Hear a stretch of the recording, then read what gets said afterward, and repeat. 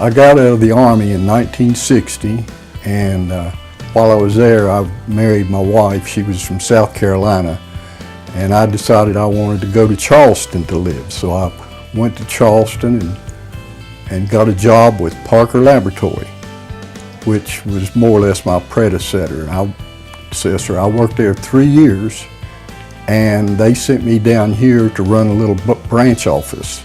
At the end of 1969, the main partner decided to retire, and I took over the business, and it started from there. We were fortunate in our first few years. We had the big Elba Island job, the natural gas facility. They had some big hospital jobs at St. Joseph and at Memorial, and we had some good contracts at Fort Stewart and over at the Naval Air Station. I didn't really start full-time in the business until I had basically graduated college, and I would only generally work during the summers. And of course, I was working in summers, back when I was 13. Daddy would take me to the lab, and I would go around with him while he's taking various tests and watching him how he goes about his business. And my sister, in high school, there was a work-study program, and she would get out of school actually in about a half a day, starting in about her junior year, I think.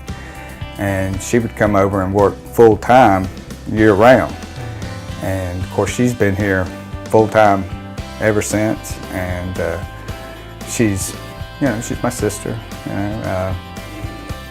We don't always agree on everything, but I can always count on her being here every day, looking out for me. That's one thing I love about her. I started working part-time when I was 16, and some of those employees are still here.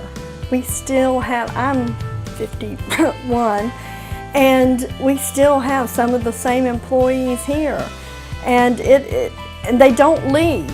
When we get some, there's not a big turnover, and when they stay, they stay. We have 25 employees, and I'd say 3/4 of them have been here for 20 years. Whitaker Laboratory is especially proud of its greatest resource, a tenured staff with more than 50% having worked with the company for more than 10 years.